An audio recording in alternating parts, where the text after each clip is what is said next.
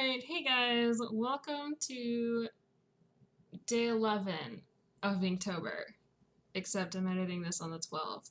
It's 1:30 in the morning. So you'll notice something different about this video, meaning I'm in the corner, and that's because I was live streaming this video. I know it was really late at night.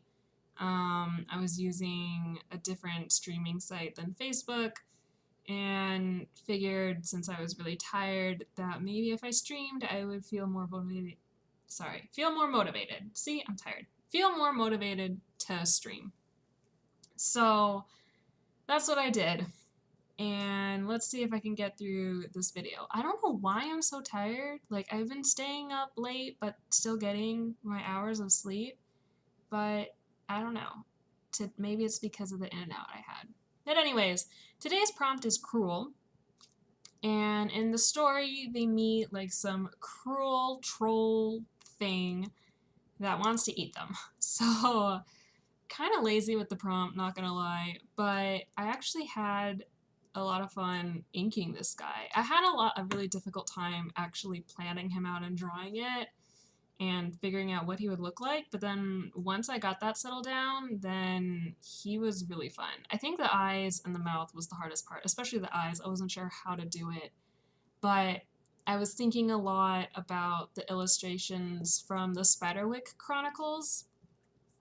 I think it's Nick DiMartino or Chris DiMartino who does those illustrations, but that's a great series of books, and I was thinking a lot about that while drawing this guy. Because whenever I think of fantasy creepy, I think of that. So for the eventual inking style, I decided to go for this. I decided to go with a lot of hatching and a messier, rougher style because I thought that would best get the atmosphere of the image across. Because there's so many different styles of inking, it doesn't all have to be super clean or anything. And that was what I wanted to do. I wanted it to look really scratchy, I wanted it to look a bit messy, but intentional. And I wanted to really work on my values for this one, which I think he ended up doing well. The lighting and all that, I still don't entirely know if I got well or not, but I will say I was pretty pleased with the end result. So here I'm doing in the rocks and trying to kind of get the gist of the rocks with the hatching, which I think is one of the best things about inking is you don't need those contour lines. You can actually suggest the shape just with the hatching and the direction of the hatching that you go in.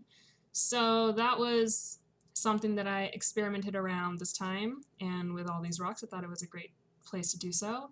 And then I wanted to extend that inking style towards the tree monster, although I think I got a little out of hand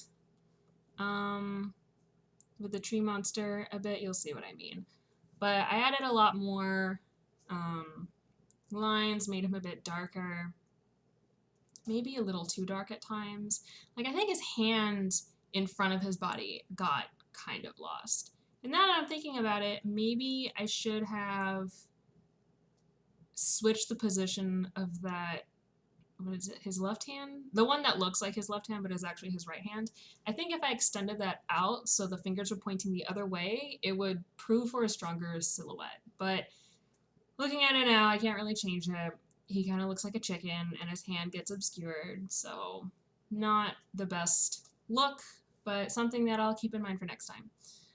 So here I'm putting in the hatching for the background rocks, and I wanted them to be a bit lighter since I went so heavy and dark with the foreground rocks. So I wanted that atmospheric look, the kind of background fades away a bit, puts, I guess, more emphasis on the darker tree monster, putting some indication of shadow, and I did a lot of zooming out just to get an overall gauge of the values, because I figure if I can tell what's going on zoomed out, and the things that pop are supposed to pop are popping when I'm zoomed out, then I'm doing an okay job. So I really depended on that for this particular drawing, and I think it helped. So here I'm focusing a little more on the foreground, really pummeling in the outlines, doing it for her as well. And yeah, I had, like, it was pretty tedious, but I had a lot of fun doing it. It was a little different than what I'd been doing, and I just really like this rough, sketchy look with the inking.